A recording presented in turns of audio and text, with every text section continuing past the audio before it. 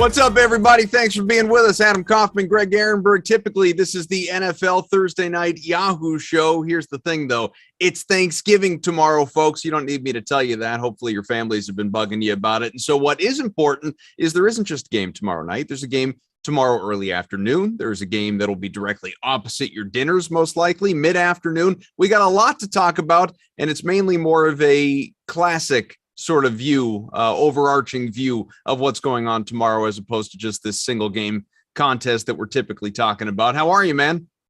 I'm good, and I am. We've got. By the way, you must have sneezed just as the camera was going live. We've got. Stephen Leibowitz was saying Gesundheit, and at first I was like, "What's going on?" And then I realized you'd sneezed right before, and that's what it was. You know, shame on me for not muting. You know what it is? I've got this. Because I'm just flush with cash. I have this dual monitor setup here, and so I've got our producer Tyler. I've got you on a different screen entirely, which is like 20 feet away from me, and then this one that's right here with all of the pertinent information. And so Tyler, I can see kind of out of the corner of my eyes, going like this, like you're on, and I wasn't paying any attention. It's way over there. It's many distances away.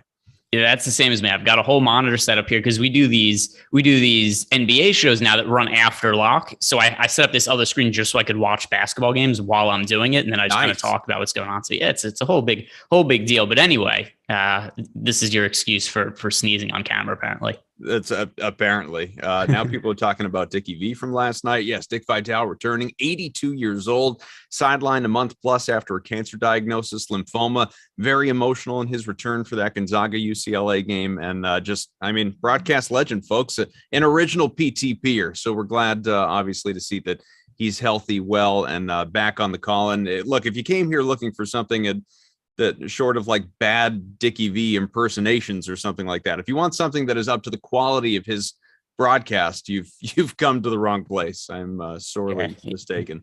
He does not sneeze on camera.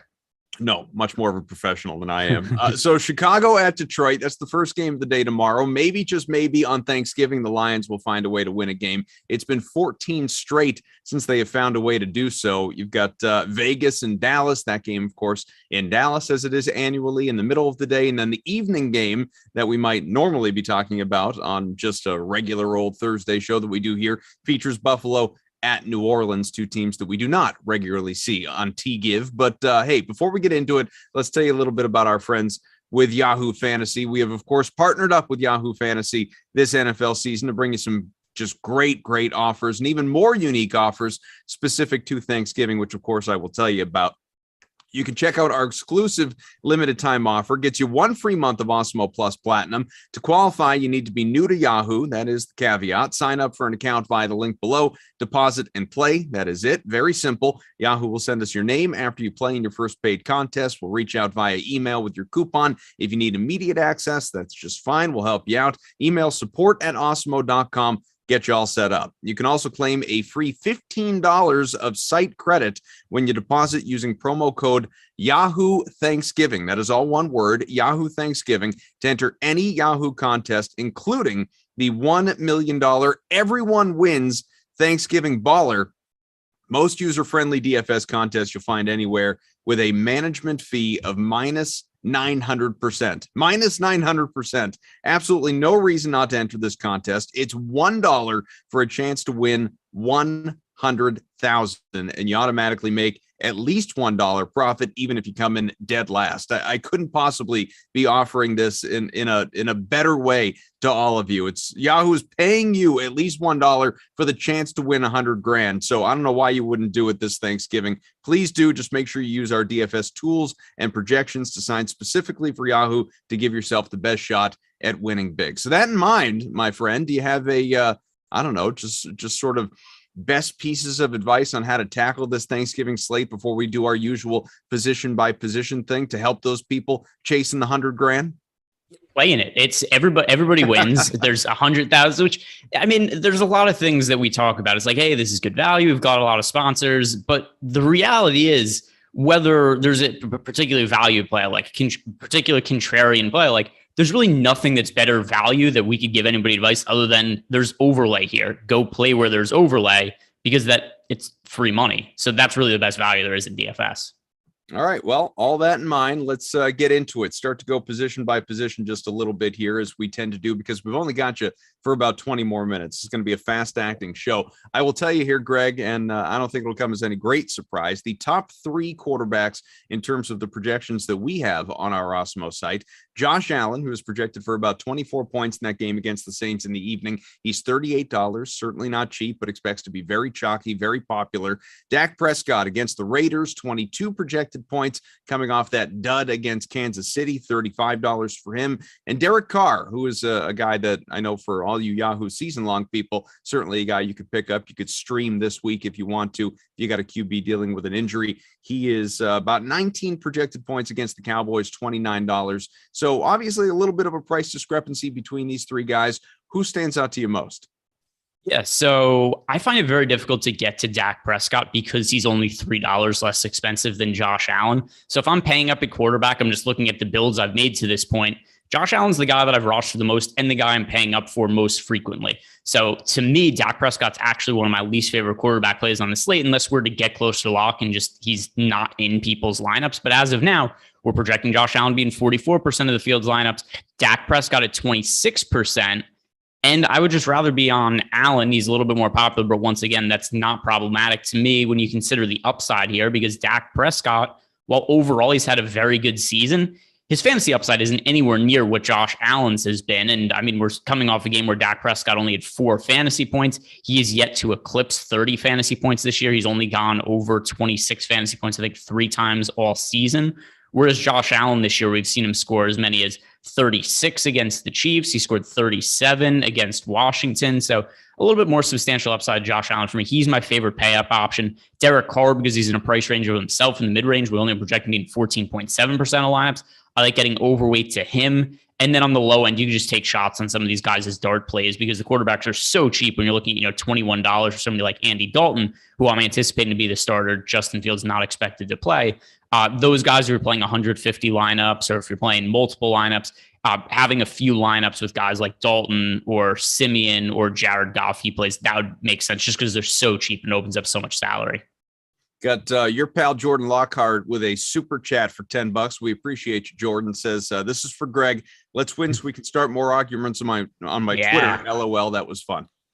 Hey, listen, that is one of if I have spare time, you will know it because I am on Twitter just making shit with people. We're arguing with people. We're trolling people. It's a good time. And by the way, Jordan has been maybe the hottest person in DFS. It's every 2-3 days, there's some tweet that I'm seeing getting retweeted or I'm tagged on where it's Jordan Lockhart just won $50,000, $100,000, $20,000. The man's been on fire. So very cool to see.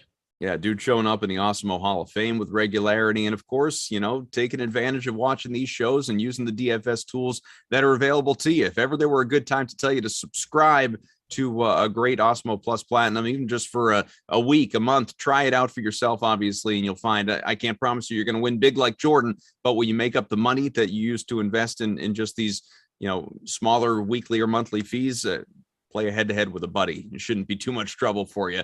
And then you can enter some larger GPPs and maybe take advantage, or even just maybe win $100,000 on Yahoo with this Everybody Wins Baller contest we got coming up tomorrow for this 3-game slate. So Jordan, appreciate you. Appreciate all you here with us. Hit the like, hit the subscribe button if you're watching along on the Yahoo or rather the Yahoo show on the Awesemo page, obviously. So, all right, you outlined a lot of the good QBs. Is there, I know there are only 6 to choose from too, obviously, with these 3 games. Is there one that you really like in terms of value QB, or do you see yourself more likely to go for value in other spots and just pay up for Josh Allen most of the time?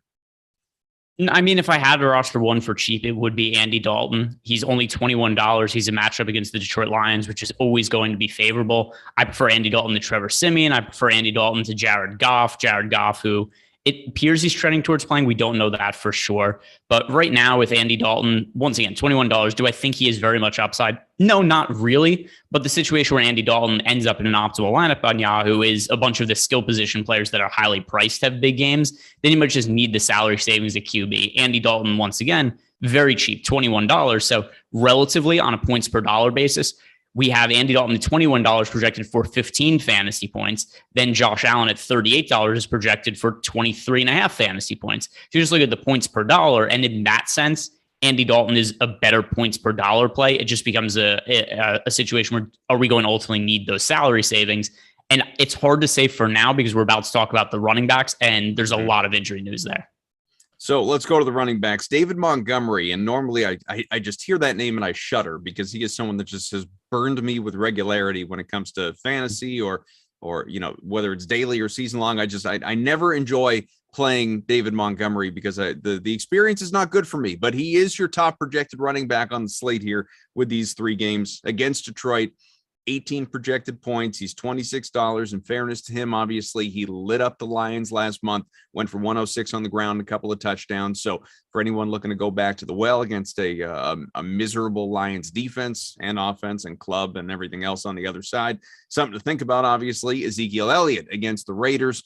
He comes in about 17 projected points. Same for the guy behind him, DeAndre Swift, of course, going up against Chicago. But Zeke, $33, Swift, $29. Swift has been hot of late, Greg. I mean, you look at him, the last game he went for, 136 yards rushing, 266 over his last 2. So he has been very, very good. Do you want to go back to the well with him? Do you agree with paying up for Montgomery? Where do you stand?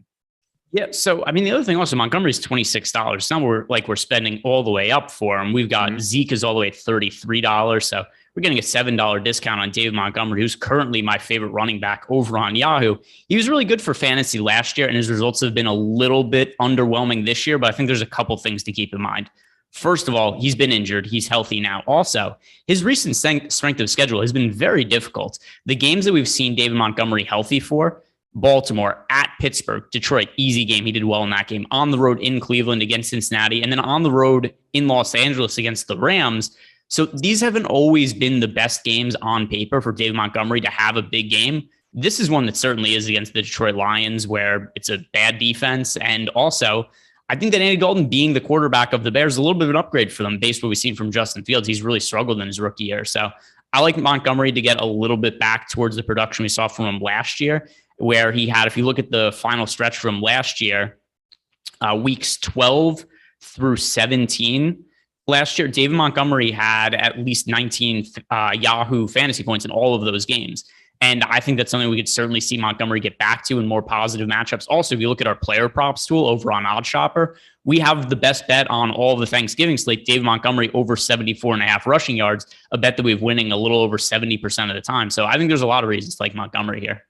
You alluded to it too. The Lions' 27th defense overall, 31st against the run. So it is, whether you like him or not, whether you've been burned by him a lot in the past, he is absolutely David Montgomery in a great spot. So the number one value, again, as things stand right now, because things can certainly change here in the next, a little less than 24 hours before the slate kicks off. The number one value across all positions is Mark Ingram at running back. Obviously projects to have a really good day. He's super cheap as well.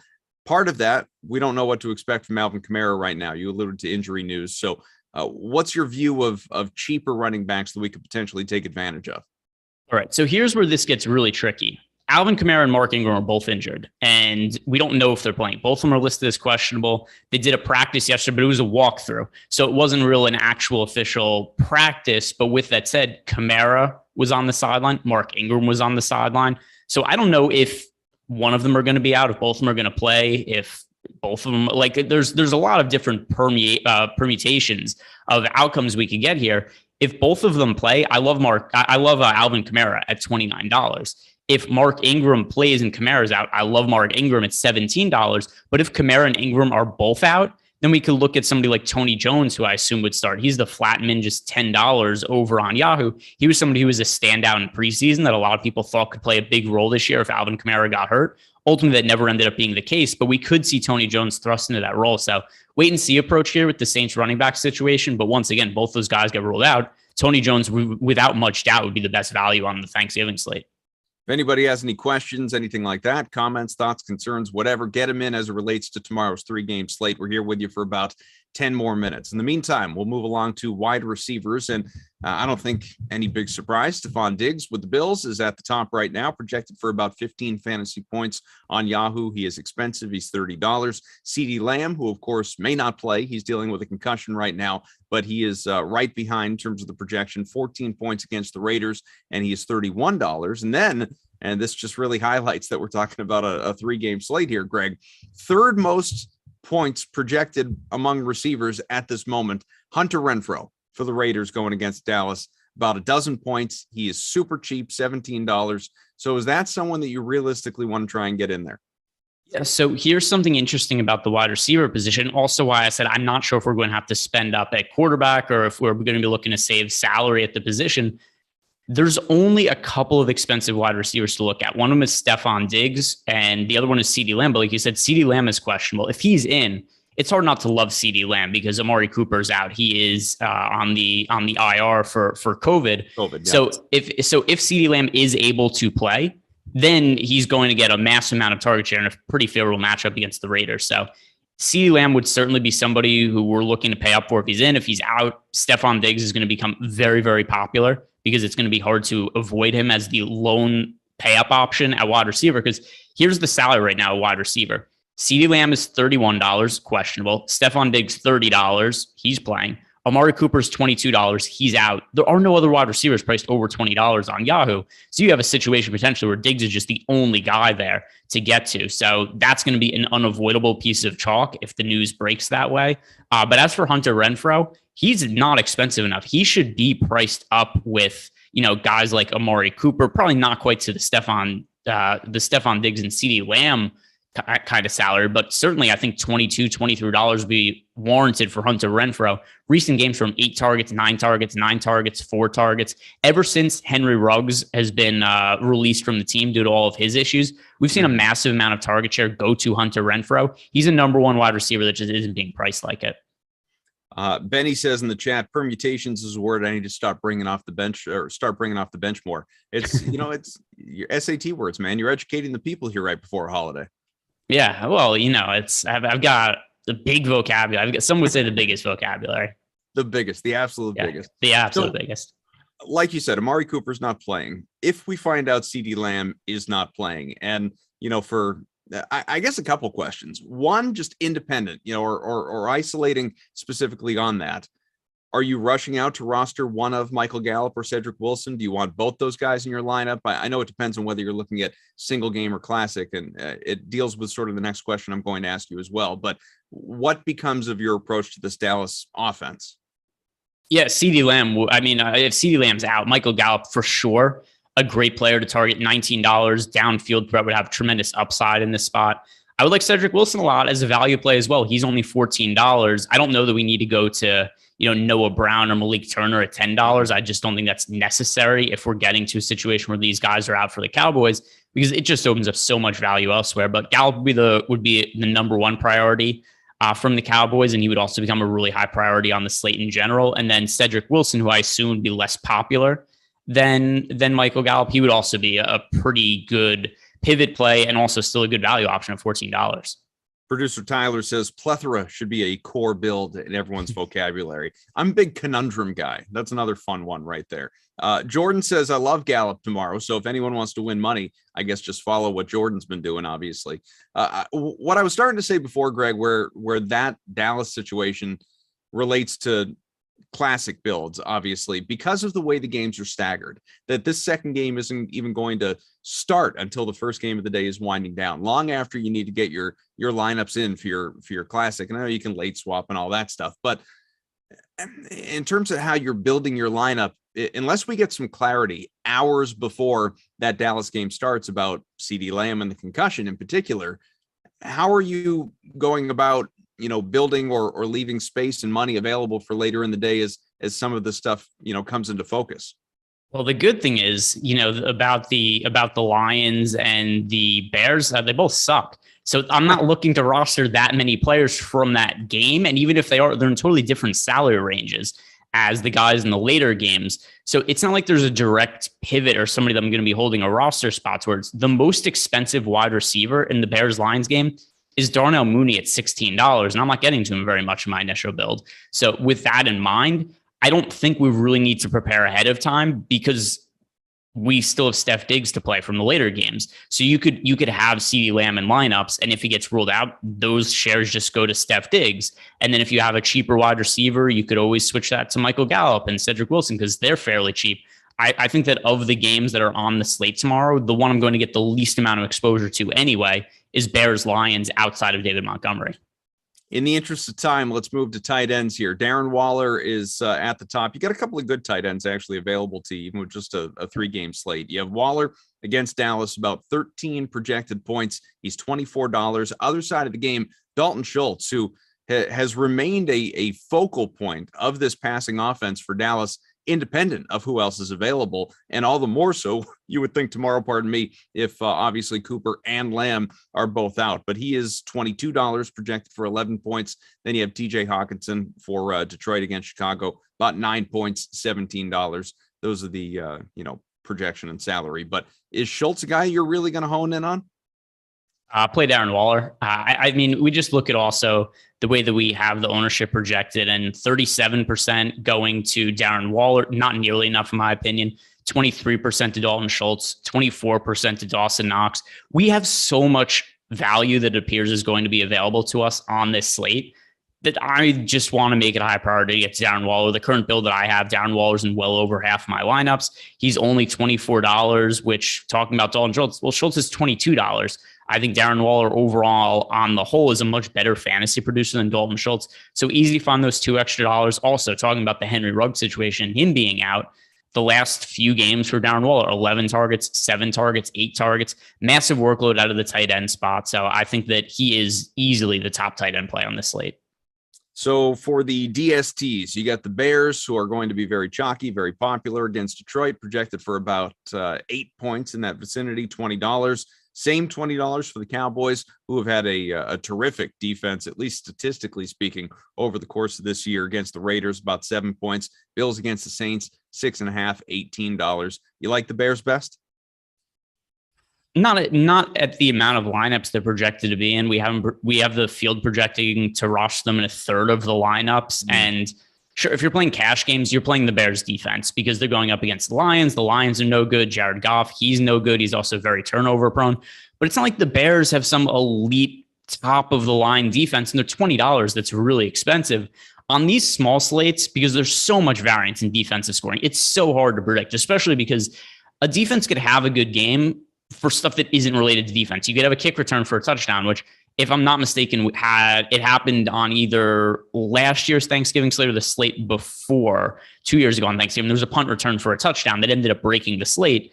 And it's just very hard to predict defensive fantasy points. So I'm just inclined to go with whichever defenses are the least popular. And the Lions, for instance, the Lions are the second cheapest defense on the slate. They're only $14. And if I'm going to play lineups that don't include the Bears offense, then I think the Lions at $14, as bad as their defense is, it's a 3-game slate. Football defense have a lot of variance. I'd be willing to take stabs there. Even the Raiders defense at min price at $10. Dak Prescott, he struggled last week. We've seen him struggle this year. He's going to throw the ball a lot. Throwing the ball tends to lead to defensive fantasy points. Even if the Cowboys offense plays really well, there's a situation where the Cowboys score 31 points, but maybe Dak Prescott, because he drops back to throw the ball 35 to 40 times, gets sacked a few times, maybe throws an interception, and even getting like 6 fantasy points from the Raiders, that could be enough at $10. So I just prefer to go with whichever defensive options are least popular on small slates.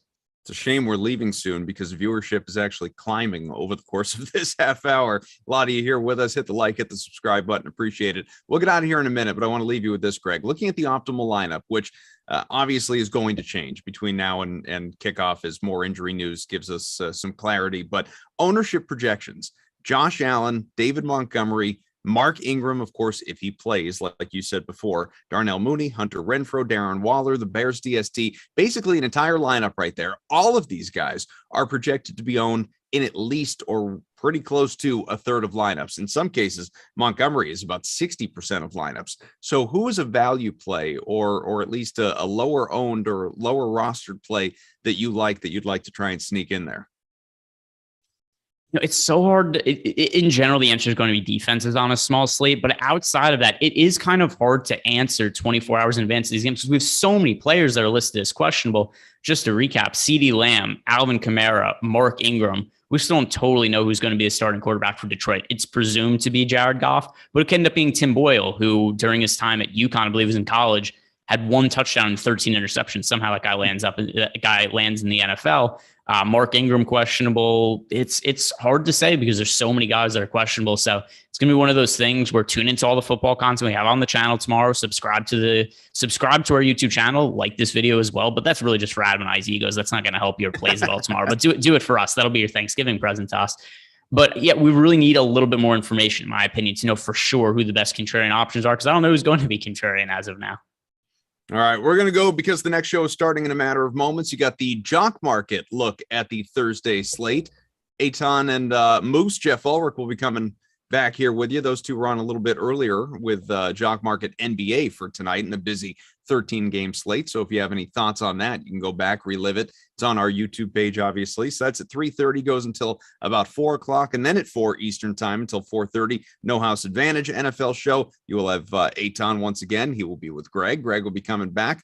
Busy day for Greg. He's on again later tonight as well. NBA Deeper Dive, 4:45 with Alex and Bearded Adam, and then Greg and Terry on at 6 o'clock for NBA Live Before Lock. Once again, huge slate, both NBA and NHL tonight, heading into what is going to be a much lighter Thanksgiving holiday, with the exception of these 3 football games we've been talking about. So thanks to Tyler, our producer, of course, Greg, always a pleasure. We'll do it again next week. Everybody, happy holidays. Be safe, have fun, family, football, food, all that good stuff. We'll talk to you again soon. See you guys.